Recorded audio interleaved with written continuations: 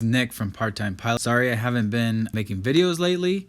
I've actually been working on an FAA written test prep course, online course for you to study for the test prep, take practice tests, watch some really good videos, and learn a lot to prepare you for the FAA written test. You can even get an endorsement once I launch that, which is coming soon. So stay tuned. All right, guys. Anyways, enough of that. Let's get to today's video, how to choose a flight school. All right, so this is part of my video series on everything you need to know on how to get started, what requirements you need, what are your ground training options, what are your flight training options, how much does getting your pilot's license cost, and now how to choose a flight school. So I'm going to go over an example of how I would choose a flight school after I kind of describe what are the important factors in choosing a flight school. So I think this is a very important video for those of you just starting out and looking to learn to fly somewhere. So let's get to it. Okay, so choosing the right flight school and consistent training are two of the most important factors in maintaining a low flight training budget. So that's the right flight school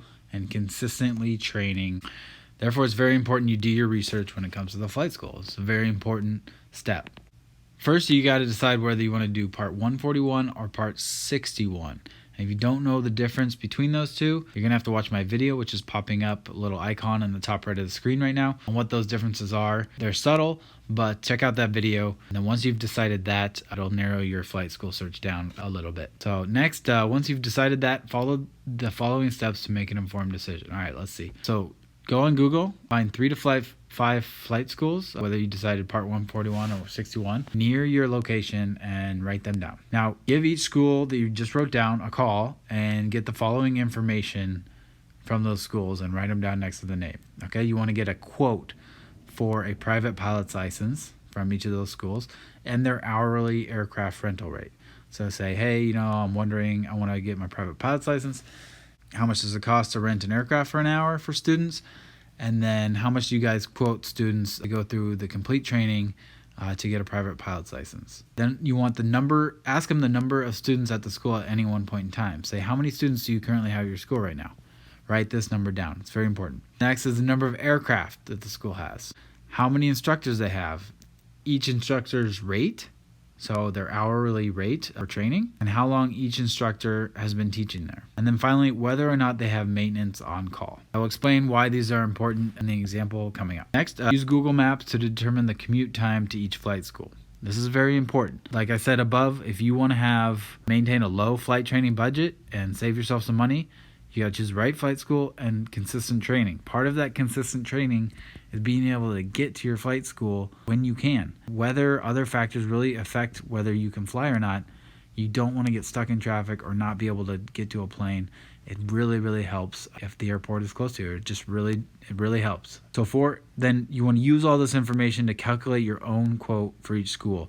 The quote that they give you is most often going to be unrealistic. Okay, they're going to give you based off the minimum hour requirements, and if you want to know what those minimum hour requirements are, you can watch my video on that. There's a little eye popping up in the top right corner of your screen, so check that out. These schools are going to quote you based off these minimum hours. It's very rare that, especially if you have a job or other responsibilities, for pilots to get their license in the minimum amount of hours. So that's kind of unrealistic, and they're going to quote you that because they want it to seem cheap, so you sign up.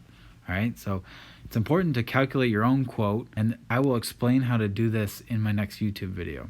All right, so stay tuned for that. But for now, let's just keep going down this list. Once you've done all that, choose as close to an ideal school as there is.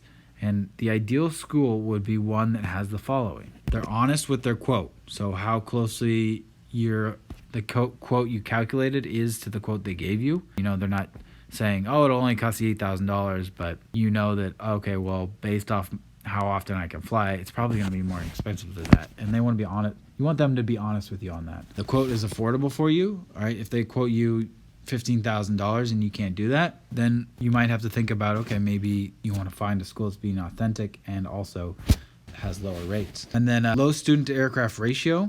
This is very important. So the number of students divided by the number of aircraft. This is super important on maintaining consistent training. Like I said up here, consistent training. If weather or something cancels your flight, you're going to have to rebook your flight. So you're going to have to get on the schedule for that aircraft. If there are a lot of students at a flight school per aircraft, let's say there's 100 students and only 5 aircraft. That's 20 students per aircraft. The likelihood of that aircraft is already booked up for the next couple of weeks is very high. Okay? So now, instead of just missing one day, you've now missed 2 weeks of training because you can't book another aircraft. This is a big deal. This happened to me a lot, and I didn't realize it. So it helps that you can be able to quickly rebook an airplane, because a lot of stuff happens that downs your flight, and it's good to be flexible. Okay, next, instructors who have been around for a bit. This is very important because you don't want your instructor to leave while you're training. It's not the worst thing in the world, but you're gonna have to get accustomed to a new instructor, how their teaching style, what they want out of you. This takes a lesson or two to get acclimated, and this happened to me 3 times during my training. So it's best to stick with the same instructor, get one you like, and stick with them. It helps a lot. And then finally, maintenance on call. I mentioned that before. If they have maintenance on call and something happens to the plane, they can turn that plane around and have it flying pretty quickly, and it won't ground the plane for days or weeks. All right, so that's the basics of how to choose a flight school. Now let's go through an example. So in this example, we're gonna have school A on our left, and then I'll show you school B in 1 second. So school A is 15 miles from your house. They gave you a quote for $10,500 based on the amount of hours you expect to fly each week. And they said the aircraft instructor rental rates are $150 an hour for an aircraft and $50 an hour for an instructor. The school has an average of 50 students at any time and have 5 aircraft that you can rent. So the student to aircraft ratio is 10, 50 divided by 5. The school has maintenance on staff, which is good. And the school has 5 instructors, and 3 have been instructing there for over 5 years. All right, so now let's look at school B. It's 5 miles from your house, so it's closer to your house. That's good. Give you a quote for $7,500, very cheap, very appealing, based on minimum hour requirements and aircraft instructor rental rates of $125 and $40 an hour. So a lot cheaper than school A. The school has an average of 80 students at any time and 5 aircraft. So that's about, a 16 or so student to aircraft ratio, okay? The school does not have maintenance on staff, okay? And then the school has 5 instructors, and none of them have been there for over 3 years.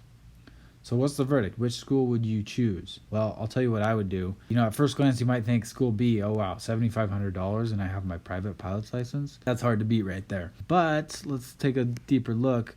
Although school B is 10 miles closer, it's cheaper, and has lower rates, also, they based their quote to you based off the minimum hour requirements.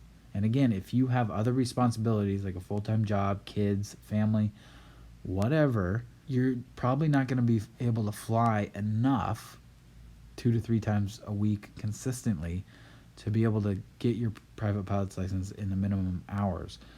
So more likely it's going to take longer than the minimum hour requirement, and therefore that's not really a realistic quote like school A, who took into account how often you're going to fly and gave you an honest quote on that. School B also has a higher student to aircraft ratio. They have 16 students per aircraft, while school A has 10 students per aircraft. That means at school A, you'll be able to more easily schedule a flight if your flight is canceled. While school B, it might be hard to schedule a flight because there's so many students competing for that spot.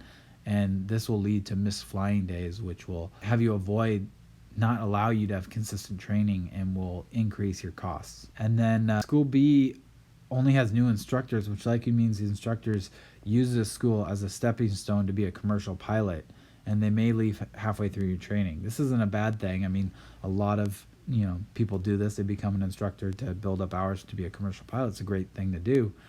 But if there is an option for you to go to a school where there's a instructor that's been around for a long time, has a lot of experience, and will be there throughout your entire training, that is very beneficial. So after all this, my decision is school A.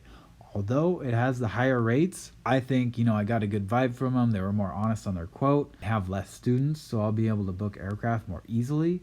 They have maintenance on staff, so if something happens to the aircraft, they can turn around that aircraft quickly. And then it's more likely that I get an instructor that is well experienced and likes what they do. They've been doing it for over 5 years. and they're going to stick with me through my entire training. So I would choose School A, and honestly, my honest opinion is that School A will end up being cheaper for you than School B. School B, although they're cheaper and they gave you a smaller quote, you're going to have a lot of inconsistencies in your training at that school, and it's just going to rack up your costs. So you want to look for a school more like School A. All right, guys, if you have any questions, please comment below. Thanks for watching, and again, stay tuned for my FAA written test prep course, online course, coming soon. Really excited about it. If you haven't subscribed, please do. And then, as always, follow me on Instagram at @part_time_pilot. Thanks for watching, and have a good one.